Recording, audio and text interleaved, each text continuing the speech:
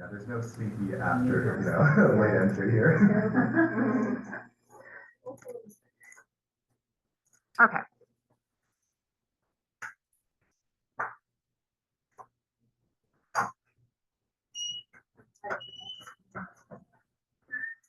Put this up here, I guess. I don't really know where to put this. I never know where to put this thing. Okay, now everybody here. Sorry. I don't want to get updated because you know my laptop right now is sitting forever for it to show. Okay, yeah. So if as long as you like summarize the info, it'll count and it'll update eventually, hopefully. I think it has more to do with Canvas than anything, but yeah, you should be fine. Lecture.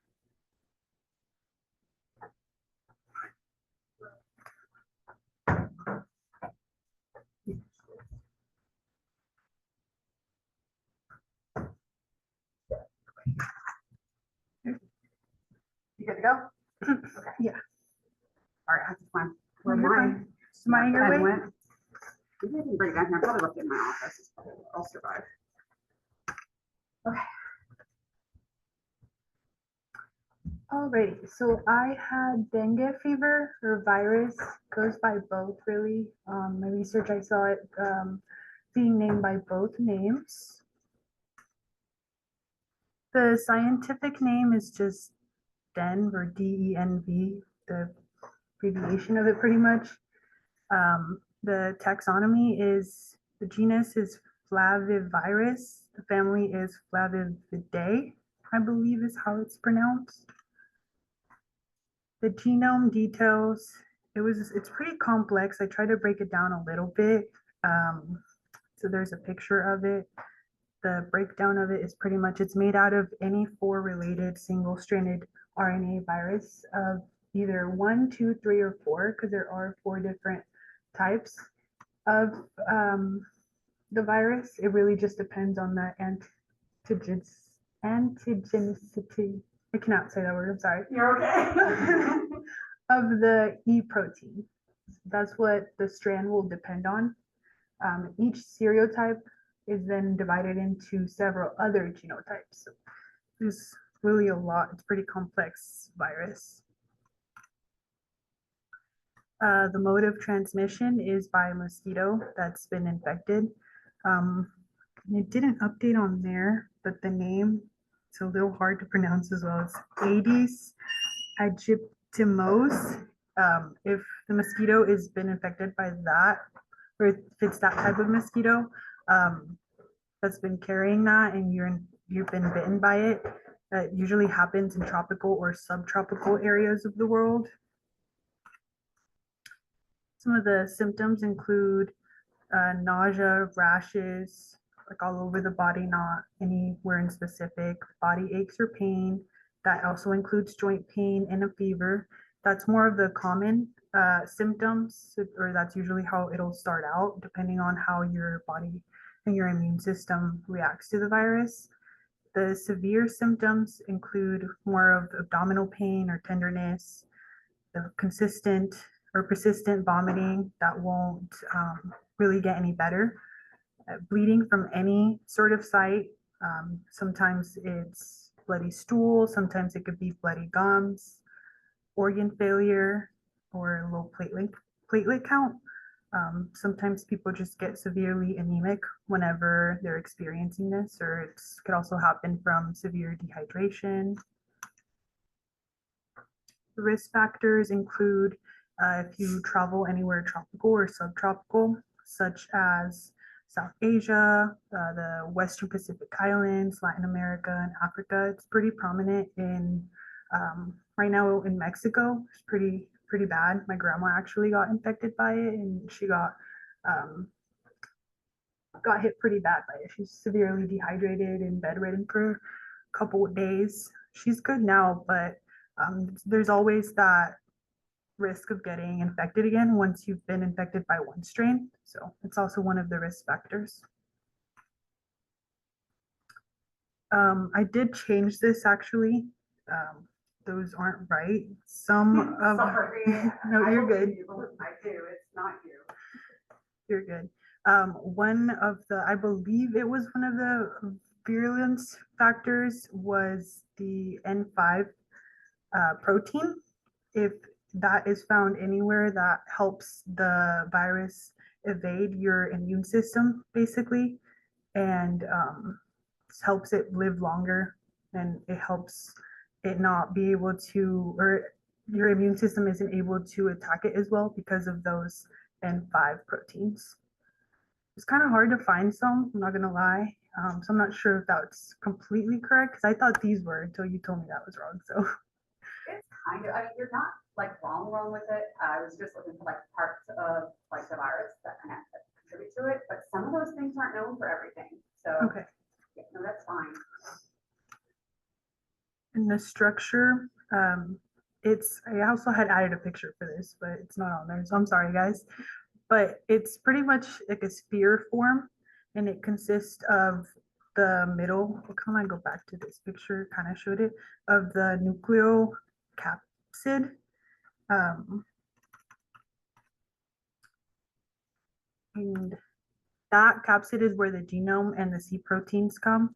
But within that nucleocapsid is the structure called the viral envelope.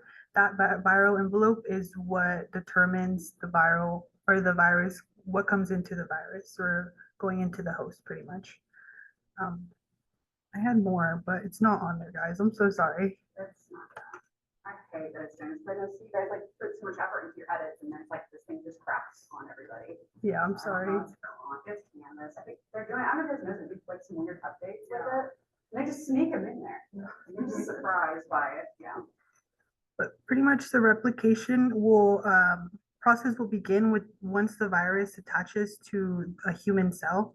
And after the attachment, the cell membrane folds. And then within that fold, more seals will come from the virus particles. And then the pouch is actually an endosome. It's used for nourishment to take in large particles. And this is how it's able to enter host cell, by hijacking the cell process. This virus is often mistaken for the flu because of its very similar symptoms, the fever, the vomiting, diarrhea usually. Treatments, I had this mixed up, I put it on the wrong slide, but treatments, it's usually lots of rest, hydration.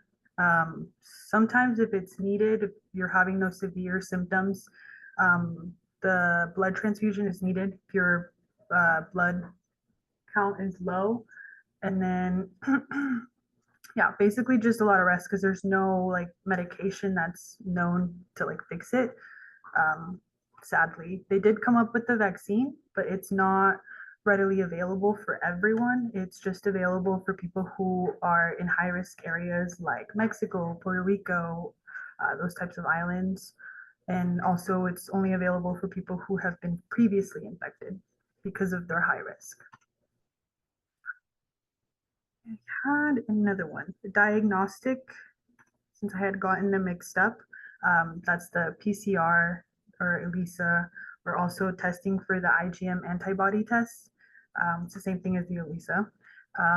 The plaque reduction neutralization test, they look to see if the virus reduces. Hiding on my other one, guys, I'm sorry.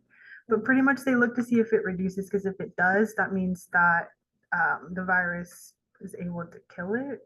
I'm sorry, I'm getting that mixed up, but they look to see if it neutralizes it, I believe, right? Yeah. Yeah. Because Yeah. neutralization means that it's been.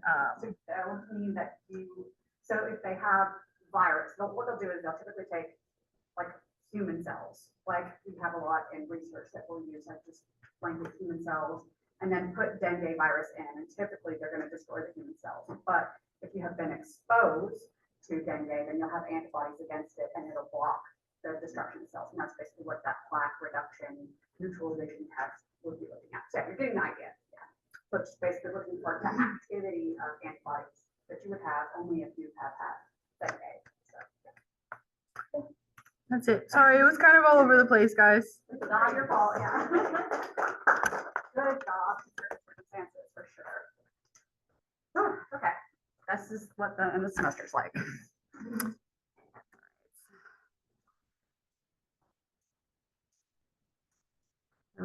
the board meeting. I mean, Correct order. sure.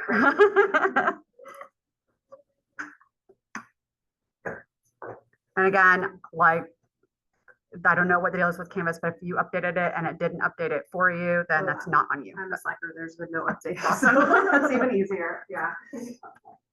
Okay, so I had fully intended on bringing an actual live chicken today. But I have had a terrible, horrible, no good, very bad day, and I didn't feel like carrying the chicken in my car and driving with it here, and it was just, yeah. So I didn't bring chicken. This chicken right here, this is one of my favorite chickens. Her name is Eleanor. She's the only one that ever goes broody and gives us babies. Yeah. It's really nice when they go broody and give you babies, because taking care of baby chicks is kind of a pain in the neck. And we're going to talk about that with Merrick's disease, because Merrick's disease is one of the diseases that baby chicks can get. Now, the hard part is that when you have a mom that hatches these chicks, I can't, as a little farmer lady, just get a Merrick's vaccination.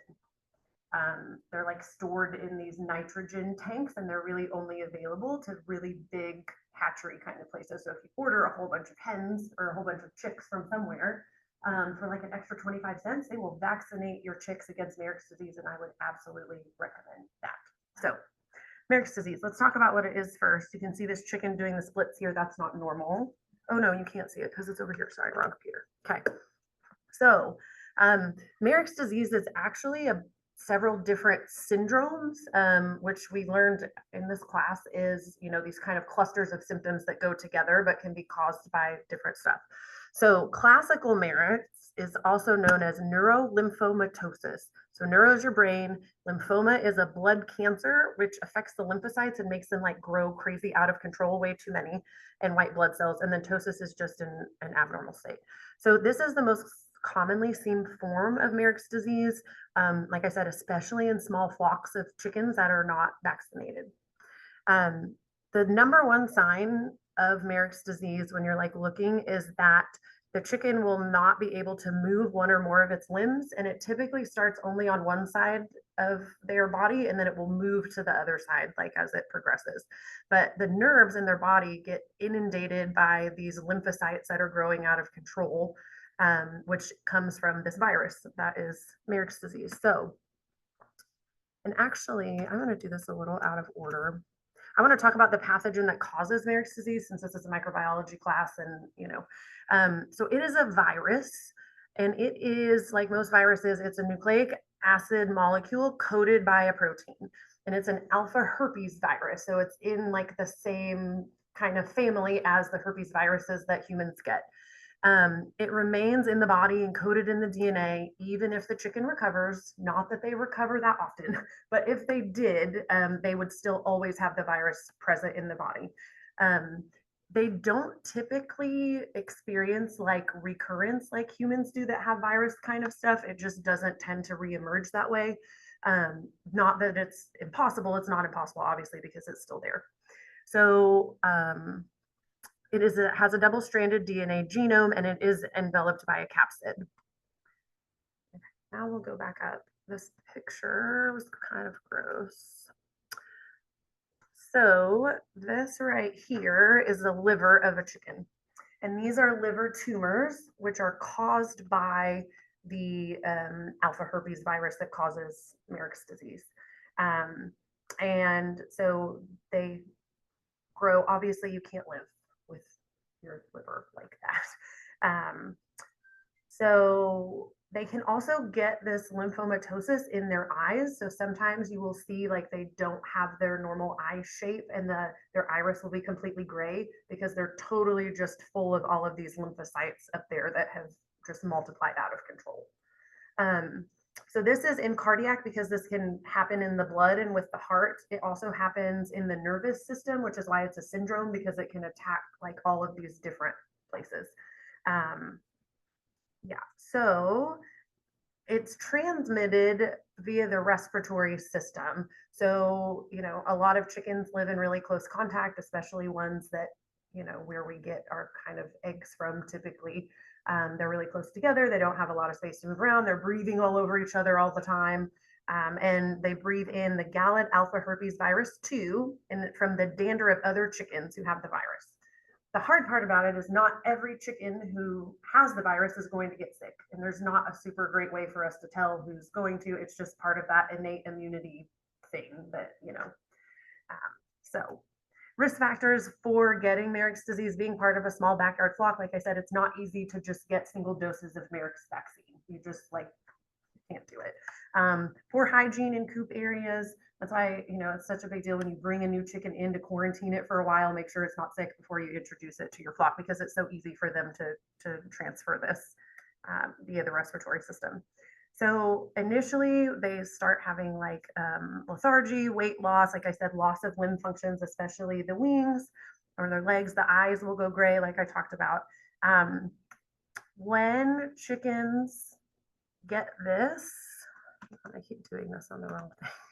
Sorry. Let's see something. Oh, okay. So this is like a photo of a representation of what it looks like. This is based on a strain that is from Ethiopia. So there's a lot of different ones, but you can see it has the envelope proteins up here.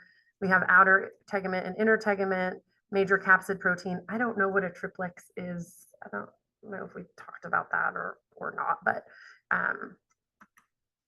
so biosecurity in flocks, I was just kind of talking about this. If you have an open flock, that means birds just come and go. Closed means you quarantine them for a while, and that kind of thing. So honestly, there's not a lot of most people are not going to test their chickens to see if they have Marek's disease. If they present with these symptoms, they're probably going to be dead pretty quick, and there's no reason to go. But you could PCR. You can look for, the PCR would be for active infection. You can also test for antibody presence. And this was really neat. I didn't know this. The World Organization for Animal Health has an entire lab devoted to the study of Marek's disease because it costs the poultry industry more than $1 billion a year between both chicken meat and chicken egg production. So it's a pretty big deal. It's in the UK at the Purebright Institute. And will it let me click a link? Will that do anything? You can try right clicking on it. Go back. Okay. If not, it's okay. Try escaping out of it. Oh, where it's not presenting, Yeah, and then do it. Select it. Oh, I can just copy and paste it. Okay. Yeah. And let me. Yeah, I know I'm screen sharing. Thank you. I know. Appreciate you. I have no idea how loud it is. Hopefully it's not too loud.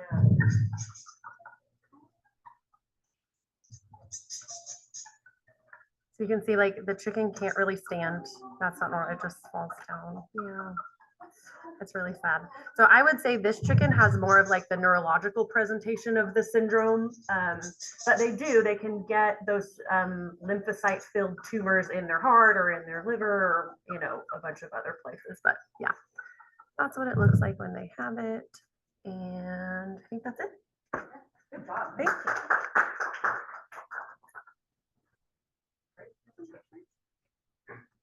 All right, take this. Ready?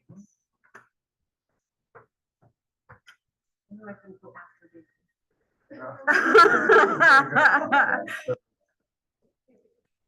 don't have a video. Yeah, I like the videos. I've only had 2 people so far this semester give a video too. Oh, no.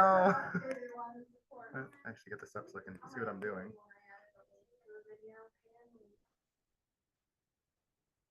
All right, so I'm doing my presentation on feline panleukopenia. It's just a disease that affects cats.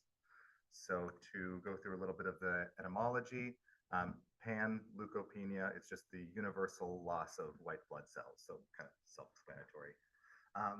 You can see oh yeah, sorry, changed it on the wrong computer.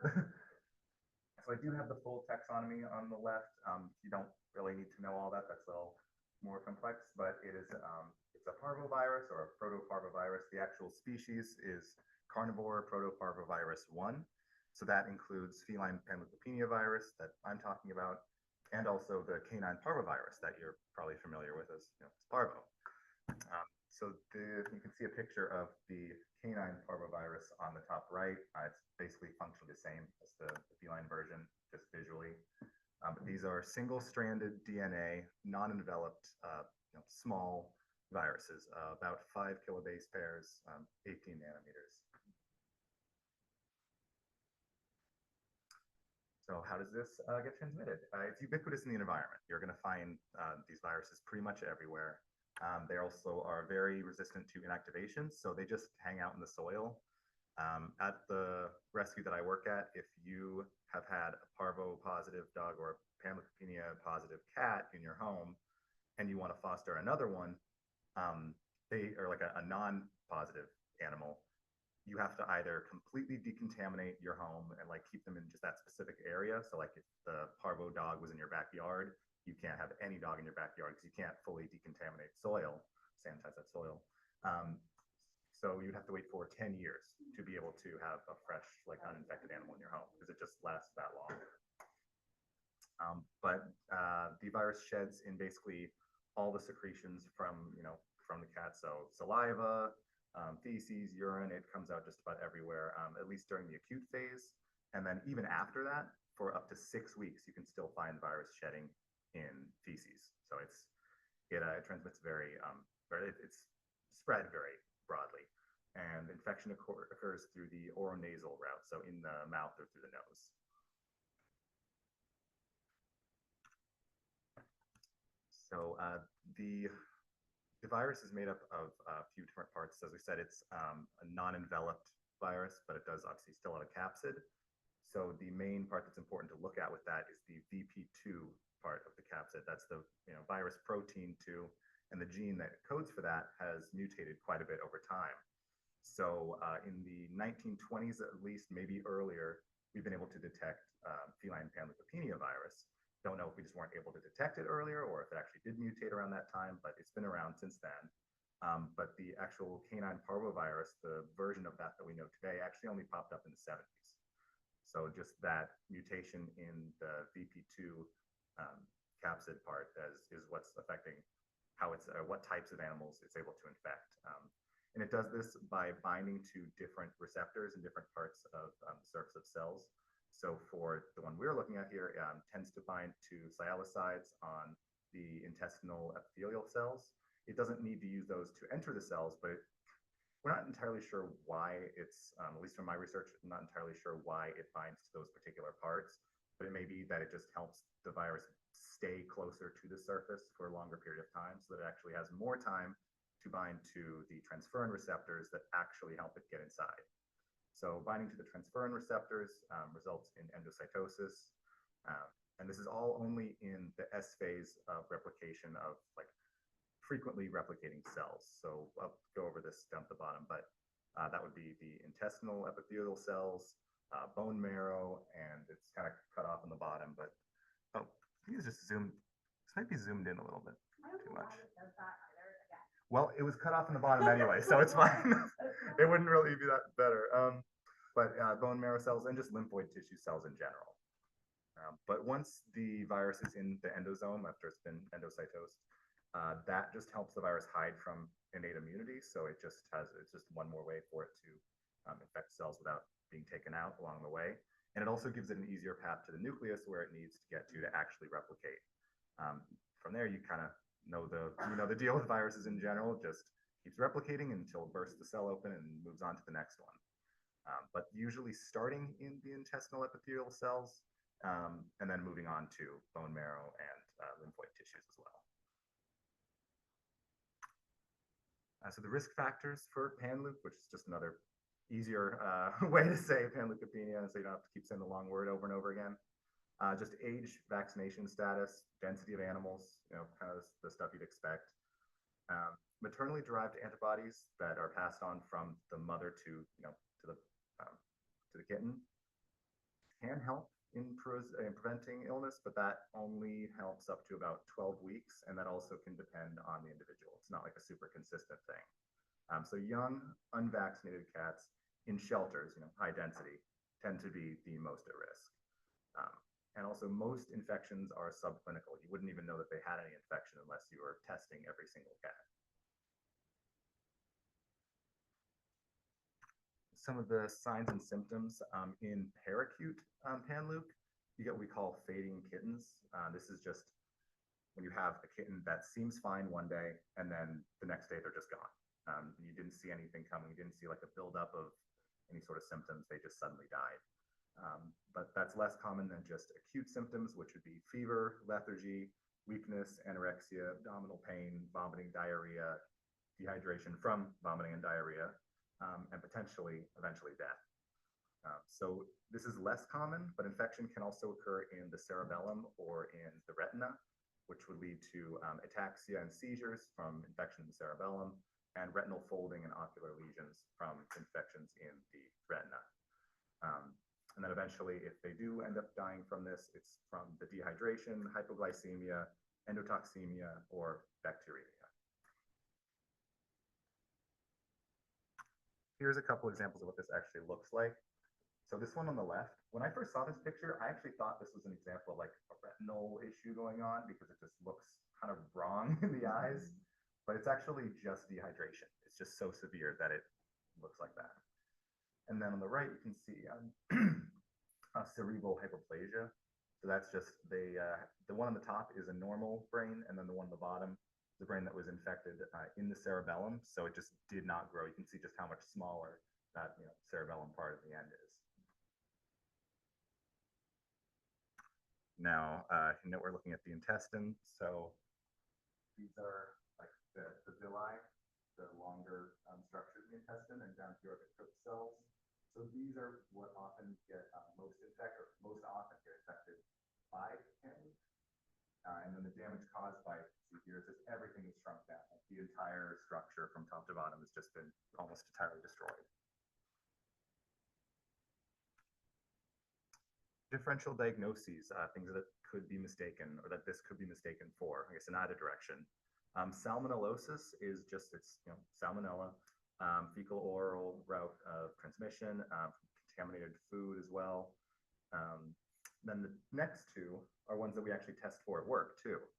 We don't actually test for pan-LEUK itself unless we see symptoms, but we do test for feline leukemia virus or FIV, feline immunodeficiency virus, by default with every cat that we have. It's just a little easier to do because those are done with a blood test on a single ELISA. It's just one like combined.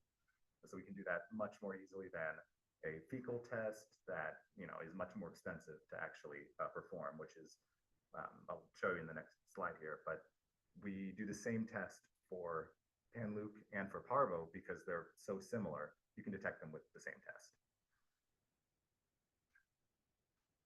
Yeah, so for diagnostic testing, we have a direct ELISA, which is a fecal sample.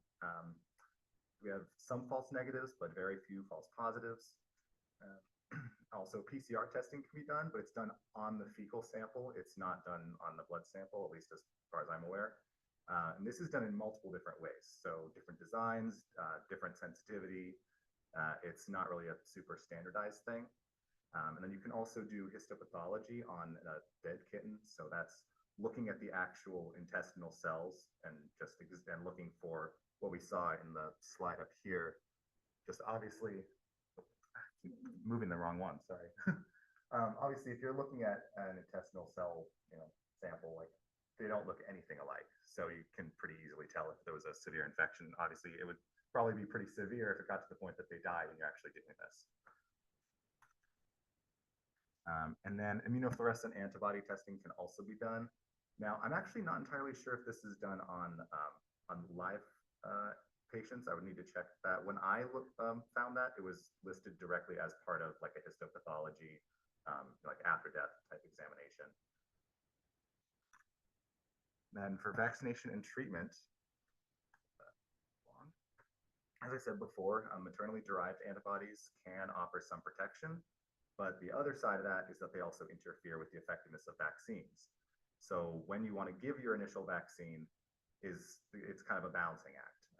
Typically balance out, it's starting at 6 to 8 weeks, and then a booster every 3 to 4 weeks until they're 14 to 16 weeks old, with then one more at 1 year, and then every 3 years after that, you want to just have a revaccination. They can be attenuated, inactivated, but they're almost always combined into what we call FVRCP, rhinotracheitis and calicivirus. It's just one multi-vaccine that we tend to give, at least My rescue and every other place that I've known about, that's just always combined to make it easier.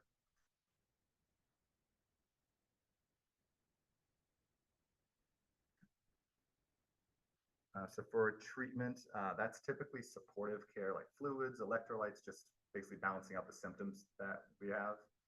You can use some antimicrobials to combat secondary infections because of, you might guess if you're destroying all your white blood cells, you're gonna, your immune system's shot, you're going to have a lot of secondary infections. And the same with FIV, one of the other ones that we were looking at as a differential diagnosis. You can also use antiemetics just to stop some of the vomiting, make them a little more comfortable, and again, prevent the dehydration. But if cats survive 5 days of treatment, their prognosis is pretty good. They're probably going to survive, but that overall rate is still only about 50% once you've seen symptoms come up. For personal experience in this is a picture I took actually at work of a couple that we were monitoring for Pan-Luc for a long time. They were stuck in there for, I want to say, about 3 weeks, something like that, just because we wanted to be entirely sure that they weren't shedding any more virus, they weren't, and that they weren't going to be like reinfecting anyone else. But initially, this is just some stuff that I asked the people I work for about. In years past, I said something like in the olden times or something, an outbreak in the actual rescue itself was kind of a death sentence for all the cats that were there. Sometimes that would be from the symptoms itself, but sometimes it would be from mass euthanasia just to stop it from spreading and infecting all the other litters that were present. But we've kind of gotten everything together a little bit. We have better cross-contamination now, better isolation of actually sick animals, and specific individualized care to the ones that are sick. So now we have about a 75% recovery rate. And then this is, these are just my cats. So this guy in the middle, he's not around anymore, but he was actually my girlfriend's cat. He was the first animal I had in my home at all. When I met her, we just started hanging out, and I really fell in love with this guy. That's Miles. Is at least around long enough to get to know the other ones that I got later. But on the top, that's Chuck, that's Ella, and those guys are still around. They're about 8 years old now, and just they look just the same as they do in here. Actually, they haven't aged really a bit. But that's all I have for you. Thank you.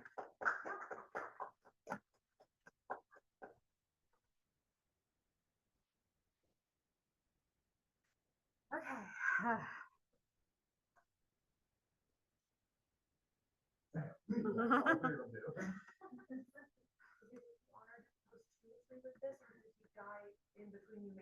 Oh no, this is you died years ago. Okay. Yeah. Oh, nice.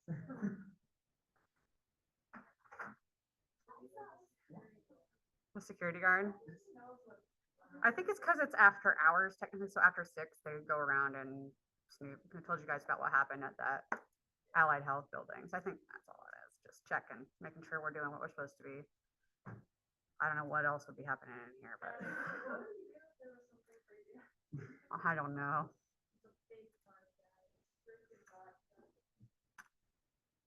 All right, so my turn. So this is the cardiovascular system update basically on this. If you guys want actual information on how the cardiovascular system works, this is probably not the class for it.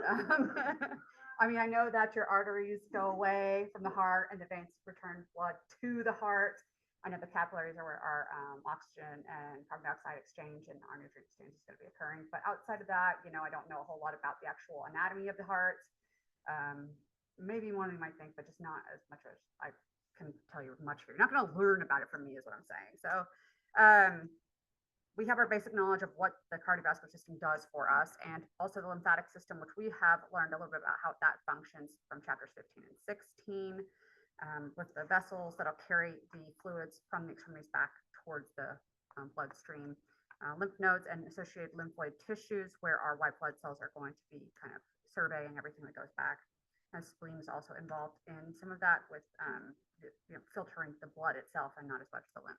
But anyways, so for our defenses of the cardiovascular and lymphatic systems, Obviously, if you have lymph where your, white blood cells are, involved in moving around, and your bloodstream, your white blood cells are involved in moving around, you're going to have a ton of white blood cells in your blood and your lymph that are going to be protective. Typically, we're talking about our bloodstream and our lymph system in general. We shouldn't have more than a few transient microbes there that are getting filtered out by our lymphatic system. We don't have our own microbiome in the blood or in the lymph. So that should only be transient guys that are going to get, cleaned out anyways. So, but our white blood cells, all of them, innate and lymphocytes, are going to be high in these areas, of course, because this is how they're circulating around, getting to other tissues. So this is kind of that sort of opposite of the dichotomy of what we have with the nervous system, where you still have sterility of the system itself. It's a closed system as well. But these guys, nervous system, we had immune privilege to decrease the response. And here we're just like, we have all of the response. So that's what we have for our defenses there. For medical conditions involving the blood itself, we have our emias. This includes like anemia and things like this, but in the infectious side of things, we have viremia, where we have viruses in the bloodstream. We have fungemia, where there's fungi in the bloodstream. Bacteremia, where there's even just a few cells of bacteria in the bloodstream, they shouldn't be there. But if they're flourishing and growing and actually causing infection within the bloodstream itself, then we are, oh my God, sorry, I'm over the Russia thing, okay? Anyways, did I already give you guys the speech about this? No. Well, we'll get to it. Because it's always this chapter that makes me remember about it. Anyways, so septicemia.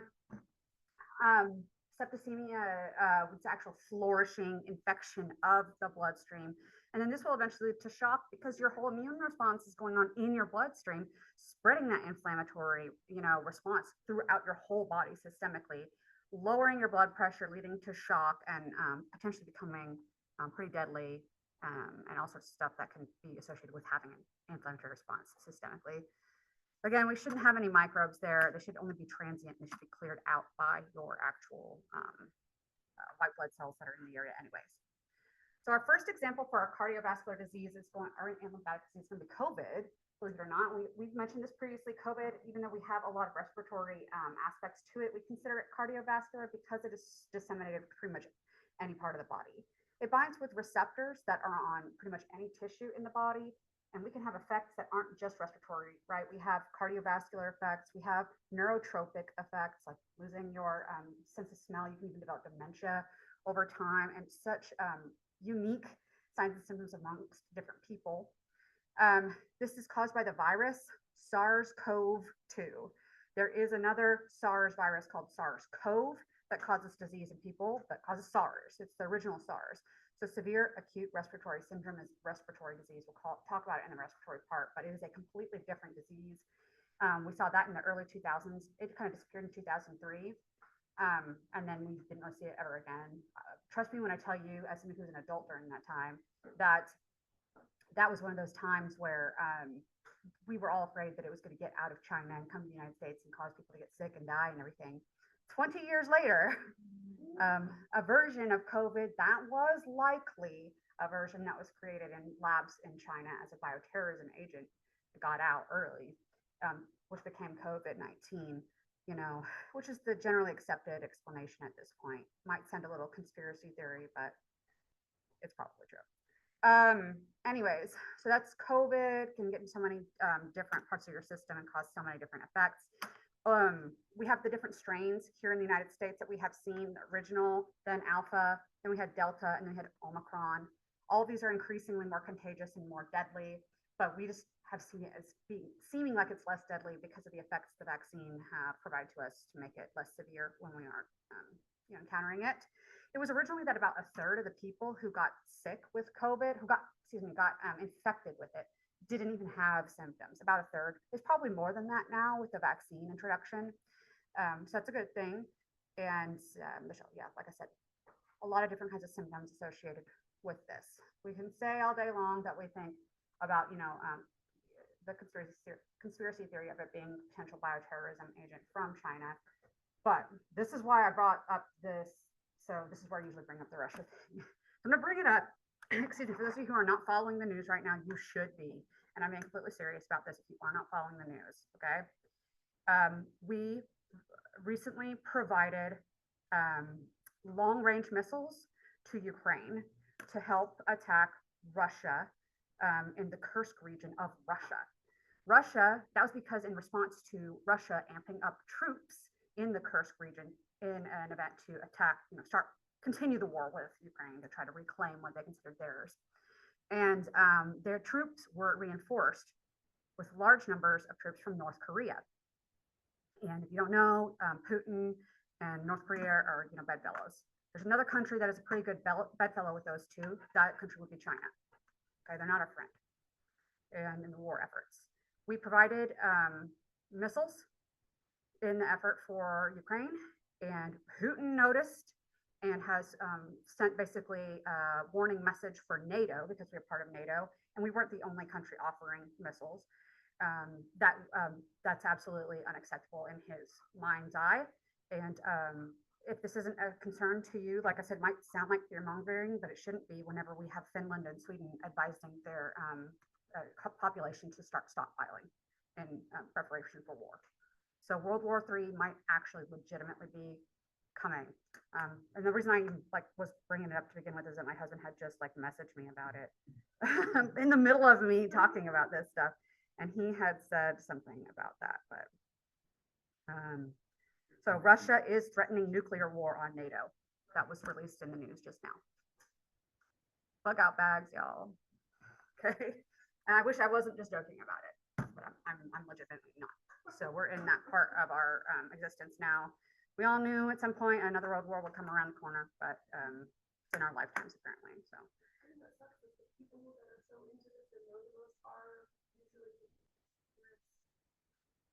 And now they're right. And now they're going to be prepared. Right. Yes. So I'm not trying to be stupid when I say bug out bags and things like that. I mean, we do live in Oklahoma, and the risk is probably smaller here than in New York or LA or something. But yeah, probably having a plan like that or stockpiling, goods for survival might not actually be a bad idea, because we are actually legitimately looking at the possibility of nuclear war. If you don't know North Korea, you should know that that's a possibility of something happening. They are insane. So I didn't, like I said, I'm not trying to bring down the mood, but we shouldn't bury our heads in the sand over this one. Just be aware. Okay. I'm not gonna bring it up every day or anything, just in case you weren't following that. In case you didn't know that that was a thing that was happening right now in the country that you live in, it is. So I also believe, if you don't know anything about our president now versus the incumbent president, our incumbent president is pretty friendly with Putin. We'll say he's kiss ass to Putin, our incumbent, the one's coming up soon, Trump. Pretty friendly with Putin for a reason. There's a reason why he did that ass kissing. Biden has his hand in war bonds. So this shouldn't be a surprise to anybody. Just saying. If you don't follow politics, these are not lies. These are just statements of facts. I'm not a supporter of either of them, just want to be clear. Just saying. If I had to pick a side, I don't want to. Anyways, just stay informed, guys, okay? This isn't a time to ignore the news stories. And it's sad to say it might be a time to reconsider what those sirens might mean when they start playing. It's not only big tornadoes anymore. So same sirens though, just so you know. I've heard them test bomb raid sirens before. You know the difference, believe me. All right, endocarditis. Because that's what they test typically. Like when I live in Philadelphia, they don't do a whole lot of tornado siren testing, but they do test the bomb raid sirens. So there's a reason they don't test bomb raid sirens here in Oklahoma, because it's the same system and you have to test for tornado sirens regularly anyways. So that's why you haven't heard that, but it's a different tone that they use. All right, endocarditis, inflammation of the lining of the heart. It's called the endocardium. Switching gears back to other depressing things. We have acute and subacute forms. Anytime you guys hear about subacute infections or chronic infections, they're typically going to progress slower and have more muted symptoms and signs, but that doesn't mean they aren't as serious. It just means that that's the presentation that's different. So here we're also going to have inflammation of tissues of the heart potentially getting involved as well, not just the endocardium, the lining. It's usually going to be kind of instigated by trauma to the vasculature. So you get in a car wreck, you get bruising involved, that can lead to that inflammation being spread into the endocardium just from the bloodstream, spreading those cytokines around and everything, and spreading any introduction of any bacteria when this is actually bacterially related.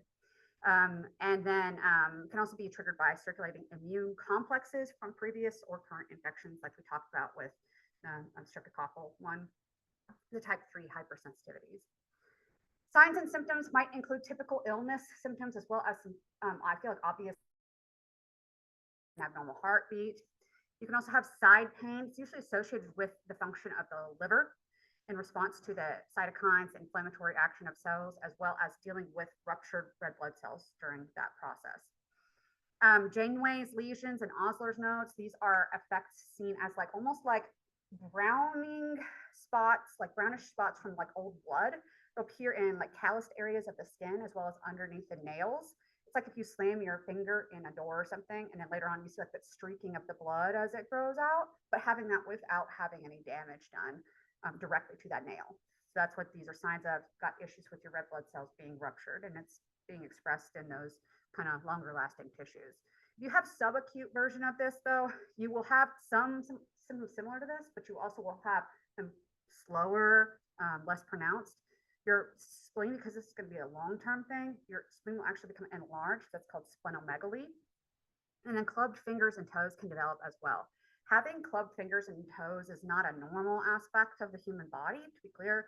It's usually a sign of metabolic disorder or illness of some kind. It's not just like only related to genetics or something. You can be more genetically predisposed to having these, but it still is usually triggered by some sort of illness of some kind. Don't know what clubbed fingers or toes are. You probably do, you just didn't know that's what they were called. But like I have pretty typical, I say normal, and I don't mean to use that in a derogatory way or saying anything bad about people that don't have fingers like mine, but I don't have anything abnormal about my fingers, right? So just typical fingers and nails. Whenever you get the rounded look to the nails, and you know what I mean, like when it starts to look really rounded over and the finger bottom is also sort of rounded over like that, that's clubbed. You see probably people that have it, you just never really thought about it. But even like nutrient deficiencies can lead to that.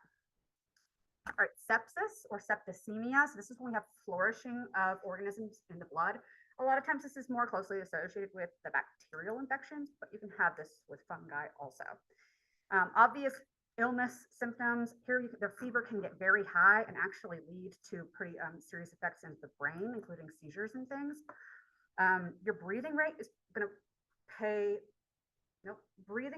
play a pretty significant role in symptoms as well, because increased breathing rate, sort of like breathing into a paper bag. You know how they tell you, like, if you're freaking out, breathe into the paper bag, it'll calm you down.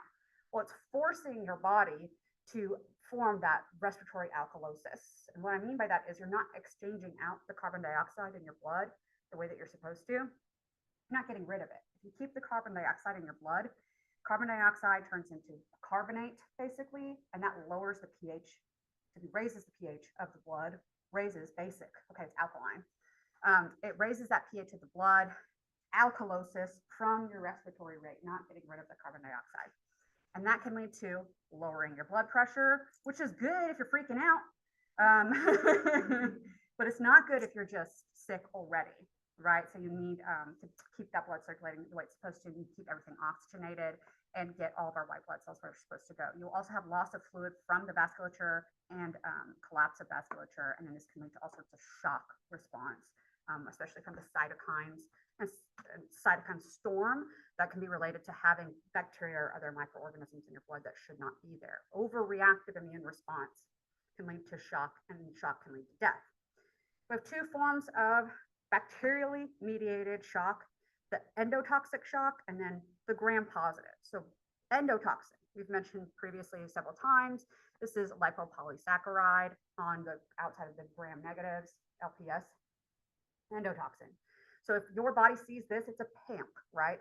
So pathogen-associated molecular pattern, your body automatically sees it as foreign, and then cytokine, time to have an inflammatory response.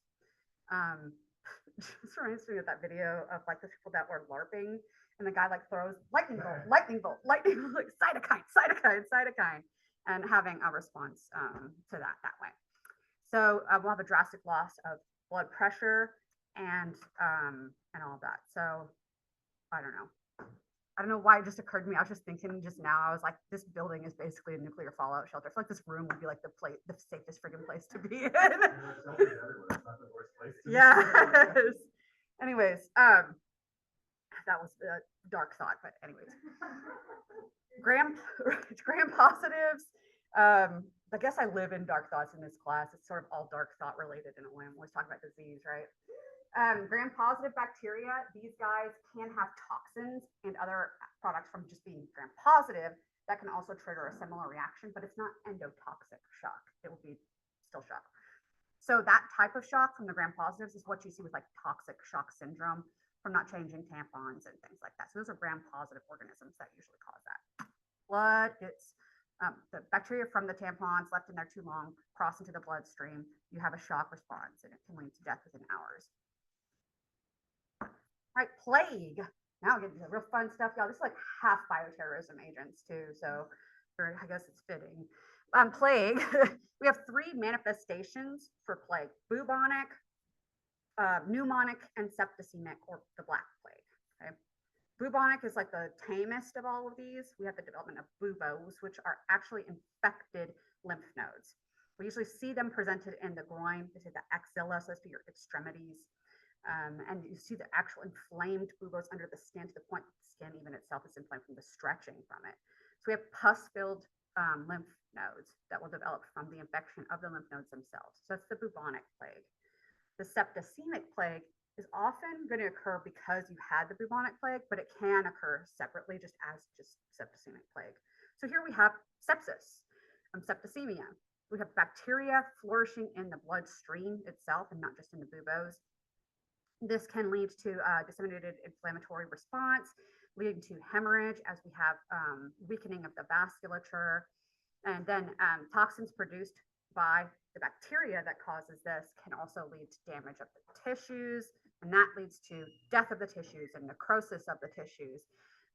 That is why it's called the black death, because the necrosis leads to the black tissue, and usually in the extremities, like in the fingertips and the toes and other areas first.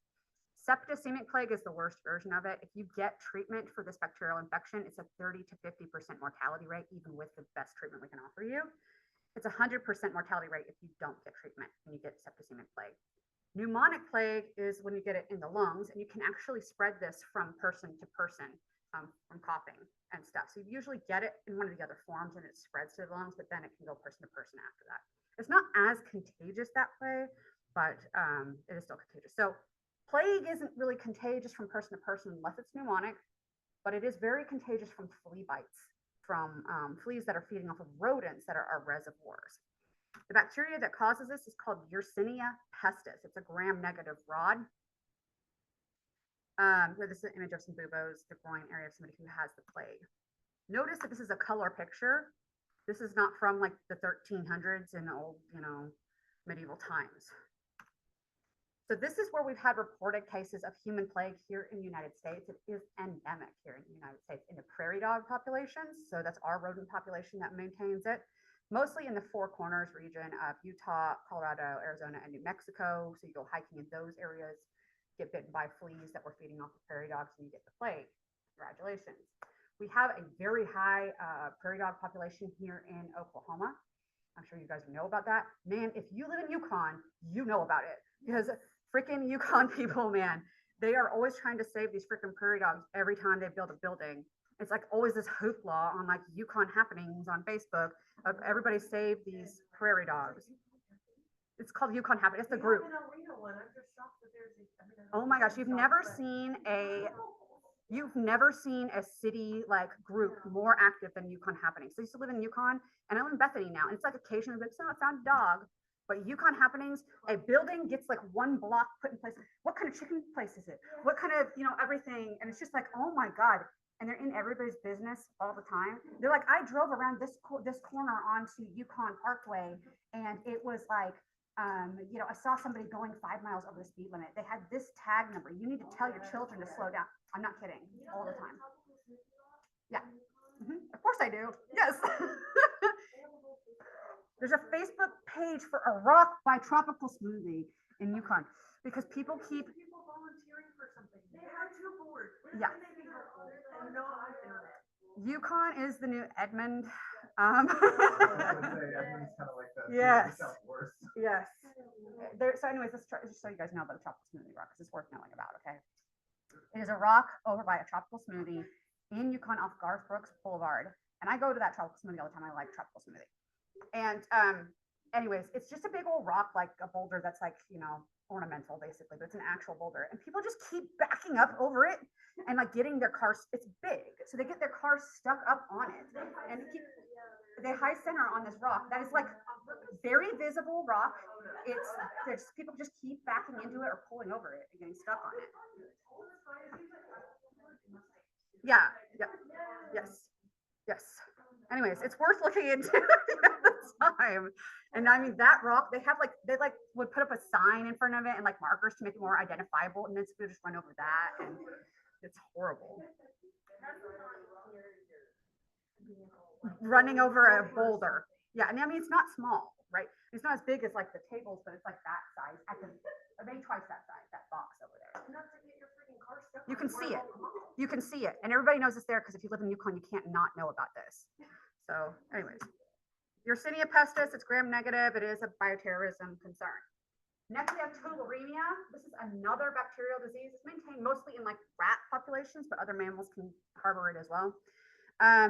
You get sick and then you get these ulcers and other inflammations all throughout tissues of the body. It is a mortality rate of 30% if you don't get treatment. Again, it's treatable with antibiotics, but still it's pretty high. If you're designing a bioterrorism agent, you want to kill everybody. You want to kill most of the people. You want to be disseminated between people. That's the idea. You want to scare the other population and weaken their forces, of course. So that's what the usual concern is with bioterrorism agents. This is pretty bad. This is a gram-negative bacteria, lives inside of the cells. It's Francisella tularensis. Alrighty. Right. Usually transmitted by tick. It's maintained in the rodent populations like rabbits and rodents. All right, Lyme disease. This one's also a tick-borne disease. Discovered in the 70s in Old Lyme, Connecticut. That's why it's called Lyme disease. You usually are going to have a bullseye rash associated with this, very characteristic of the disease, but not everybody gets it. It's very slow progressing disease. You'll start off with feeling sick. You'll start to get neurological symptoms like stiff neck, other neurological symptoms like headaches and blurry vision and all sorts of stuff like that. You can also develop cardiovascular problems as well as arthritis. So disseminated inflammation throughout the body, but this is usually over months. Caused by bacterium Borrelia burgdorferi, it gets inside of cells. It's also capable of changing its surface proteins so that your immune system can't see it. So we think that our immune response to this bacteria is part of what leads to that kind of long-term development of inflammatory symptoms. It's transmitted by ticks, so tick season and going out where ticks are, you're likely to get bitten, but it's maintained in animal population. Next is infectious mononucleosis. So mononucleosis is referring to, our single nucleus cells like our monocytes and some of our lymphocytes as well. So those are the cells that get infected here. These guys reside primarily in your lymph nodes. And so you'll get super swollen lymph nodes, especially with very, very sore, tender lymph nodes. You get flu-like symptoms. It's more severe. I feel like it's more severe than the flu.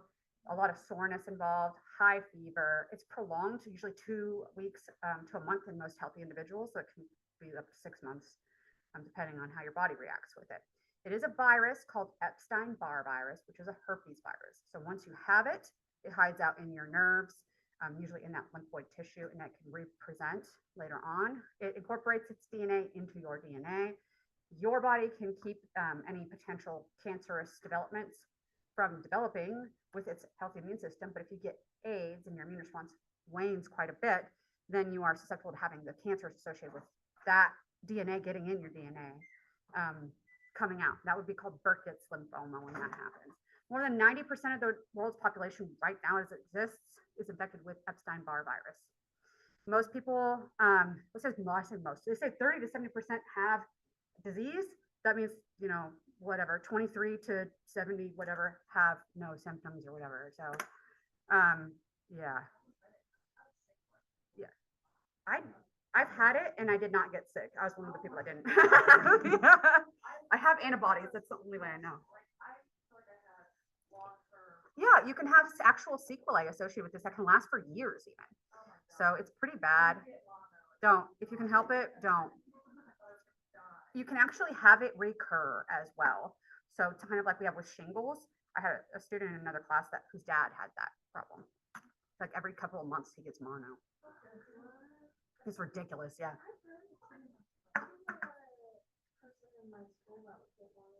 Yeah, you can actually, it's a real thing. I didn't either until I started teaching this class. So yeah. Yeah, I thought so too. But apparently for most people that tends to be the case. But some people can have it reactivate. Anthrax, we've mentioned this once in our cutaneous stuff, and we bring it up a lot as an example of an endospore bacterium. Bacillus anthracis, it's an aerobic endospore forming rod. So it's gram positive, mixed endospores, but remember Clostridium is going to be anaerobic, so that's their difference there. Oh, we have a skin one. We saw that with the black Eschar wound that the guy had on his neck. You can get it in the lungs, the GI tract, and the CNS as well, so pretty much anywhere. But if you get the septicemic version, it's pretty bad, getting disseminated throughout all of the body. It's bad. Anthrax. Anthrax, bad? Yes. All right, hemorrhagic fever diseases. These diseases are basically dictated by the fact that you'll have weakening of the vasculature. The fragility of those blood vessels and their rupturing is what leads to the actual hemorrhaging associated with these diseases. It starts small with things like petechiae and then progresses to worse and worse bleeding events throughout the tissues of the body. So these agents are going to infect the blood and the lymph themselves. Usually these are RNA enveloped viruses transmitted by Aedes mosquitoes. So we have Aedes aegypti and we have Anopheles as well. These Aedes and Anopheles mosquitoes, we do harbor these mosquitoes here in the United States, both of them. In fact, we have both of those here in Oklahoma. If you ever pay attention to the mosquitoes that land on you and bite you here in Oklahoma, I'm sure you've noticed that there's different kinds. Some of them look like the black with the white spots, the little smaller ones, and then other ones a little bit bigger, they're kind of brown. So those are the two, the Aedes and the Anopheles mosquitoes. Each of them can carry different kinds of diseases. And some of them we don't necessarily have the worst of the worst diseases here in the United States, but the fact that we have the mosquitoes that could harbor them makes it a concern. So something that we'll kind of get into today. We're going to start with our hemorrhagic fevers. It is what it sounds like, and the prevalence is going to fluctuate based on the mosquito population in the areas. First, we have yellow fever. We see this in Africa and South America. So potentially hemorrhagic fever. I believe there is a vaccine for that one. With dengue fever, this is again going to be, we'll talk about this, but just all we have on it here in class. So we got a better lecture on it today anyways, but this is one that's going to be in Central and South America. I will say we do have dengue endemic here in the United States. You can get dengue here, and we've had cases in California, Florida, and Texas, and I think there's a couple other states too that I'm forgetting, but in the South, where it's getting warmer and warmer, further and further north. And we have had cases that were acquired here in the United States of dengue fever. It's not always going to be hemorrhagic in nature, but we learned about earlier, the strain that you have of dengue and like which strain you have after the other one and all that can actually help be predictors for whether or not you get the hemorrhagic fever of this. Chikungunya is another hemorrhagic fever. Great name. It means like break bone fever, basically. Because of the soreness that you get in the muscles. Most people will get over this pretty easily with like minimal symptoms, but it can lead to hemorrhagic fever development uncommonly, and it can lead to very long lasting sequelae as well. So the pain that can come from that break bone fever can last for years. We do have this endemic here in the United States, again in the southern parts of the United States. We didn't used to be, but in 2014 we found that we were having our own cases here locally, so it is found here in the US. What is happening? Okay. Fluid supports, transfusions as needed. I mean, most of it's going to be waiting out. Some of these guys, you'll have a long enough progression of disease that antivirals can help.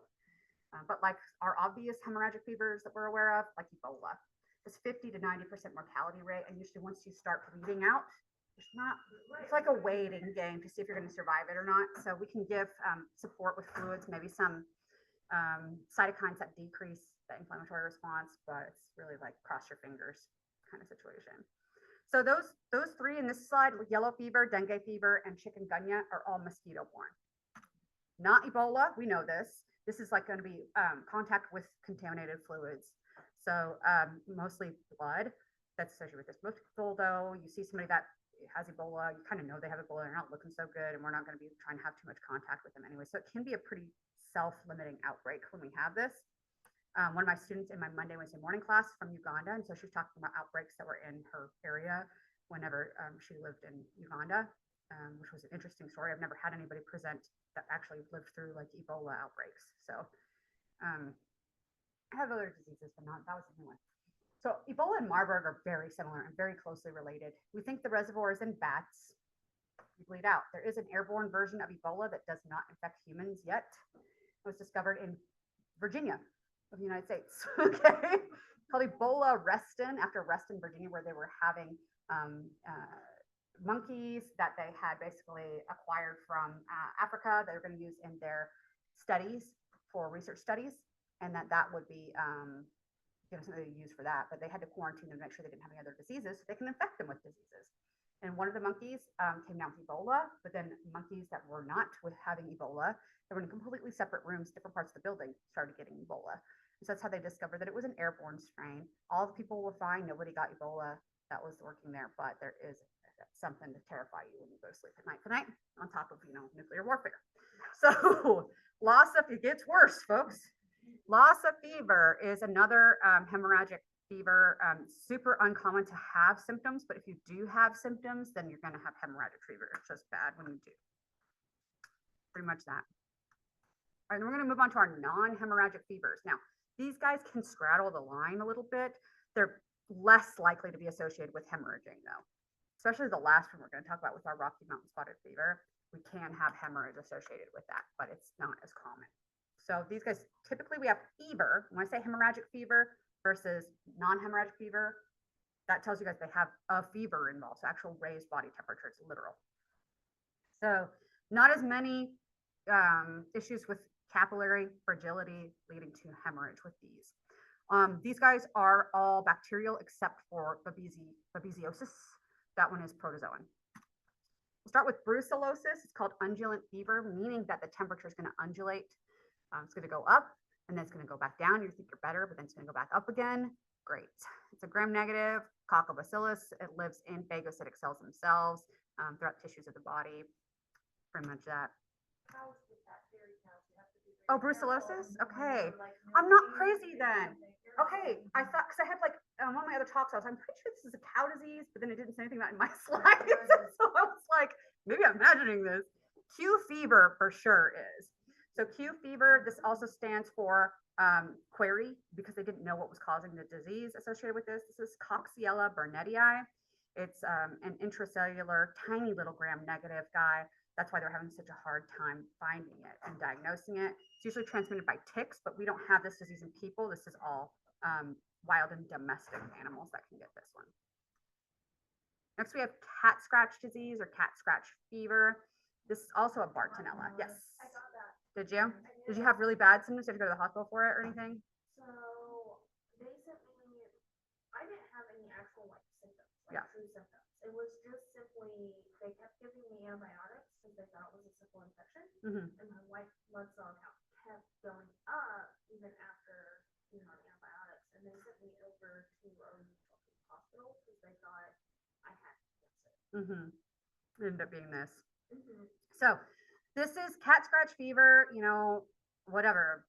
You think of it as not being that big of a deal, and a lot of people don't get symptoms from it. And that's fine. You can kind of get over it on your own, but not everybody has that. Like I'm assuming this is a child, I don't know, but we see this as a bubo. So this have an infection of the actual lymph node here. And so we have bubo development. We have very high fever that can be associated with about a third of the patients that can lead to seizures and brain damage and coma potentially. About 40% of cats actually carry Bartonella henselae that's associated with this. And what else I want to say about this? I had a student in another of my classes, same class actually as the other person whose dad kept getting mono. Same class, but this other guy, he was a very fit Air Force guy, and just like hit one of his cats, gave him cat scratch fever, and he was hospitalized for a month with those symptoms. It just kept getting worse and worse. So it sometimes fine, but sometimes you'll have pretty severe symptoms. It just depends on how your body deals with it. Medication, yeah. So another one, so that's Bartonella henselae, right? This is Bartonella quintana. So it's another bacterial infection. It's related, but it's different species. This is trench fever. It's transmitted by lice. Whenever you were in World War I and you were in the trenches, you had trench mouth because you were not brushing your teeth and things got nasty there. And we had necrotic association of our periodontitis and gingivitis and everything like that was trench mouth. I think we're going to talk about that. We haven't gotten to that, have we? Forgot that that's going to be the GI thing, I think.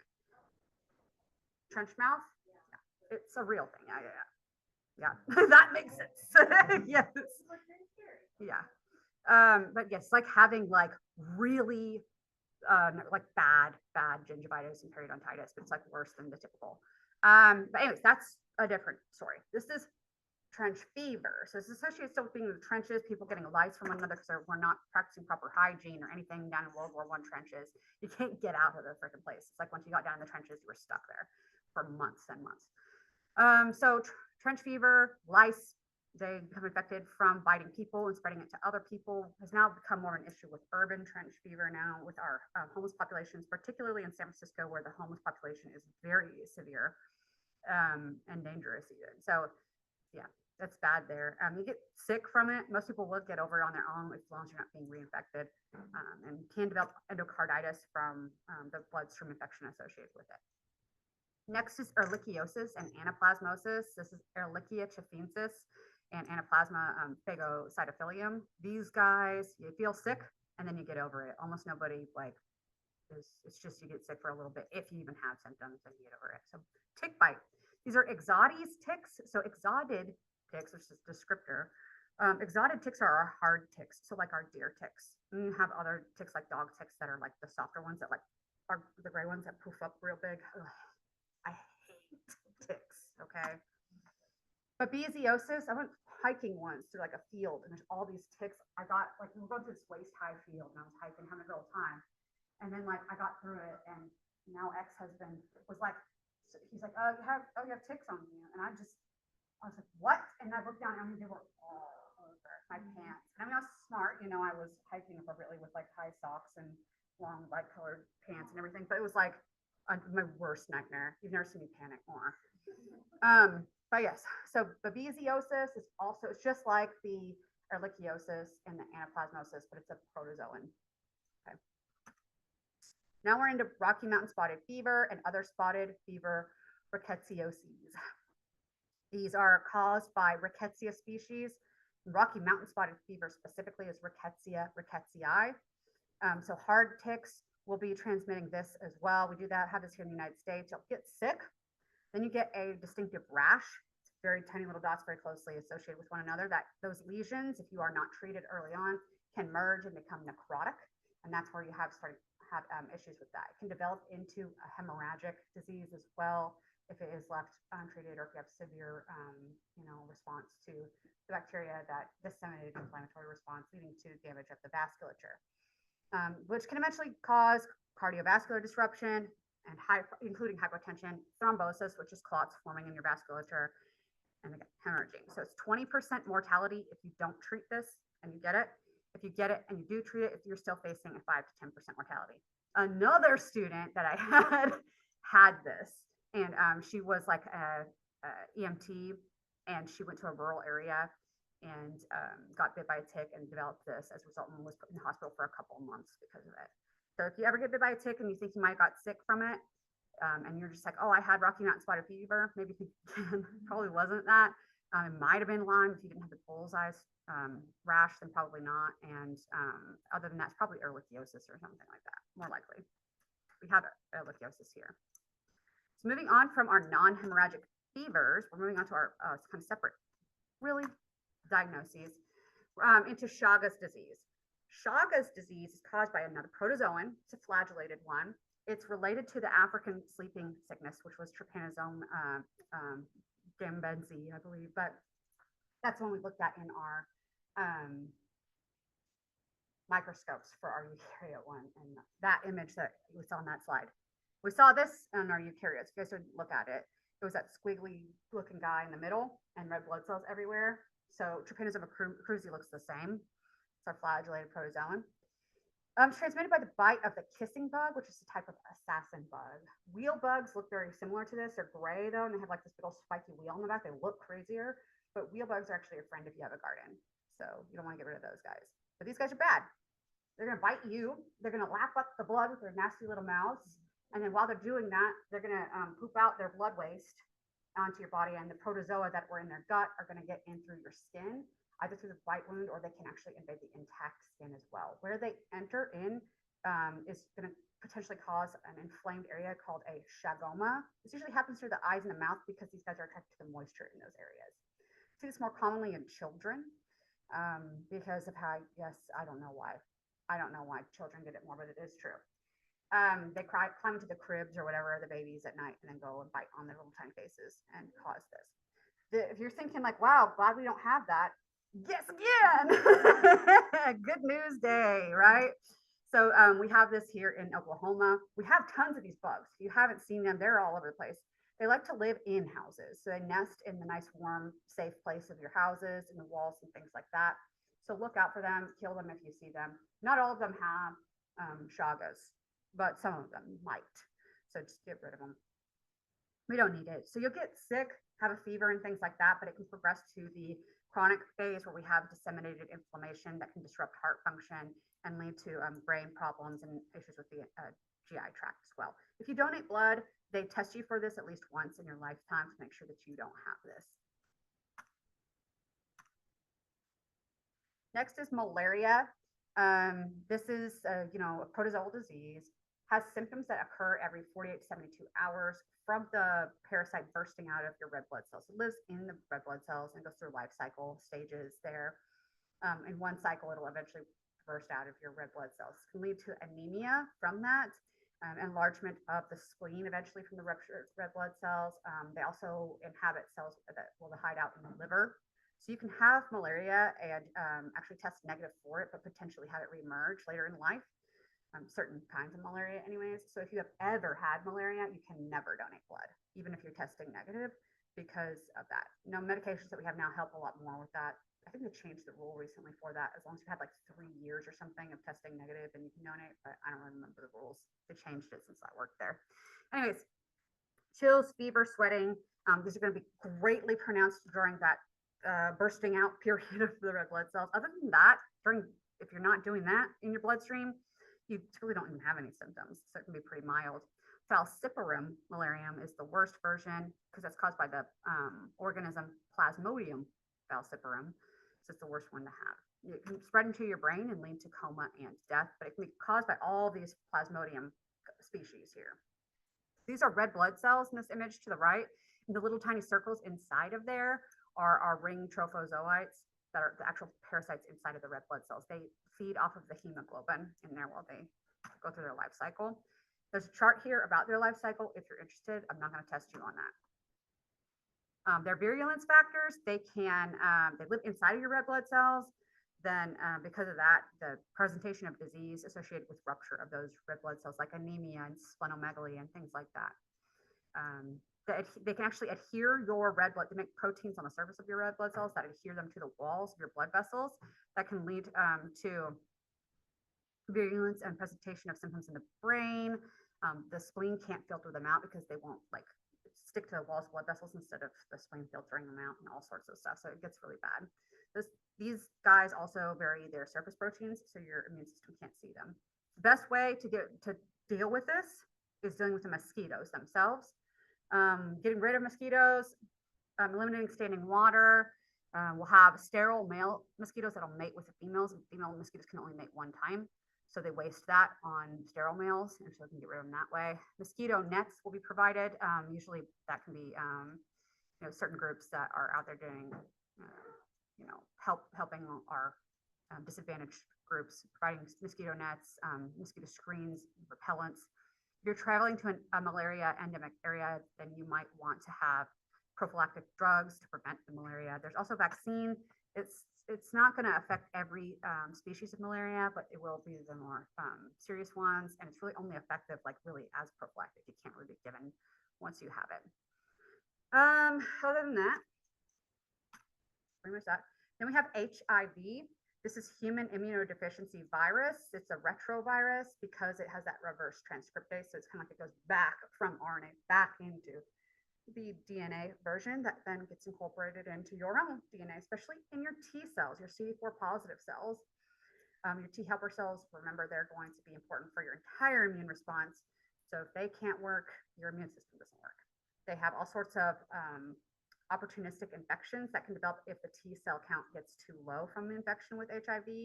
And once your T cell count is below 200, and once you start having these opportunistic infections, then you have AIDS. You can absolutely have HIV infection without AIDS, but you can't have AIDS without having HIV. So it's like a progression of the HIV infection. And right. Being having HIV and having it at undetectable levels is not the same thing as not being able to transmit it.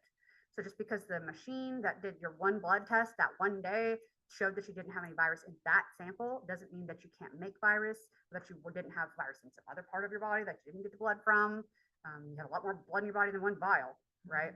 All it takes is one virus to get into a cell of a partner, and then they have HIV for a lifetime. Yes. And women if they get pregnant, they're Yes, they can. If you take those antiretroviral drugs, then you can prevent that. It's actually, you can be very high likelihood of having a baby without HIV if you are on those drugs. okay. So it's still pretty good prognosis now. That's But if you don't, if you don't how take the treatment, you could take medication. yeah, I think it's like a 96 to 97% success rate or something. You want to know where I learned that from? Grey's Anatomy. Yeah. Yeah. I forget who was telling them. Was it Izzy? It was Izzy. Okay. Never mind.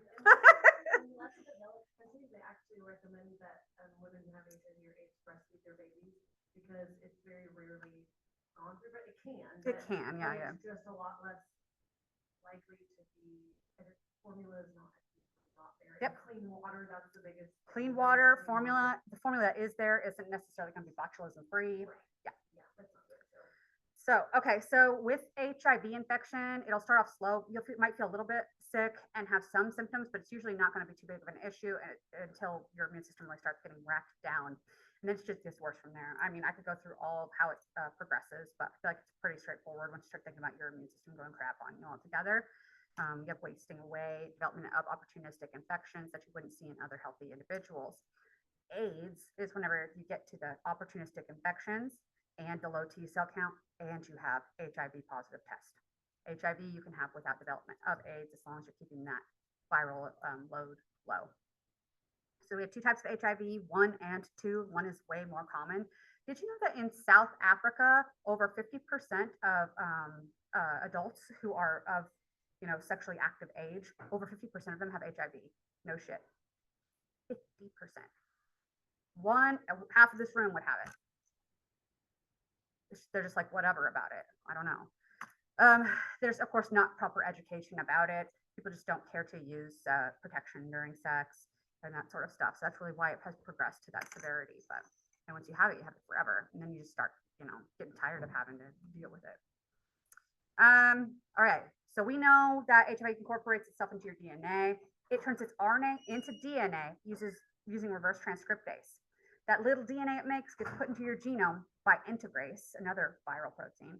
And then whenever it makes its own proteins, it makes one long translation product that it clips into usable proteins with an enzyme called protease. So protease, integrase, reverse transcriptase. We don't have any of that. They're all great targets. Sucks because, right. Sucks because once it's in your cells, getting it out is really what the problem is. So preventing the spread of it isn't so bad. We can take PrEP, or we can take our antiretrovirals, get to that zero viral load, or prevent our loved ones from getting it from us when we're positive. But once it's there, it's just like impossible to get rid of. So yeah. Blood sharing, you can get it from breast milk, but again, it's way less common in that situation than with blood sharing. Sexual transmission, it can be present in sexual fluids. And the issue there really is the micro tearing associated with sexual action, basically. But you can't get it from urine, tears, sweat, or saliva typically, unless there's like an open wound in someone's mouth. About 3.8 million people in the world have HIV. 1.2 million infections are here in the United States, and about 15% of people, it's estimated, about 15% of people in the United States who are infected with HIV right now, 15% of those people don't even know they have it. So that's kind of scary to think about too.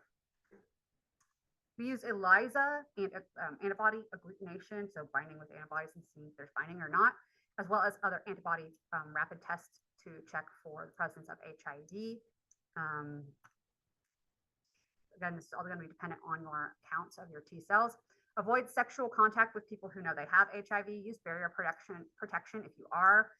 If you're going to use needles for intravenous drugs, please bleach them if you're going to share them. And we have plenty of antiretroviral drugs available to keep your viral load down, to prevent spread, as well as to prevent you from getting infected if you are involved in a relationship with somebody who is HIV positive. There are vaccines that are going through clinical trials right now, but this virus is really good at mutating. So that's the problem with it. And we have also, again, we have several kinds of chemotherapy drugs available for it that target the different parts of the virus. That's that for that. So I'm going to switch us over to our review for the lab. We're going to crank through that. Mini break.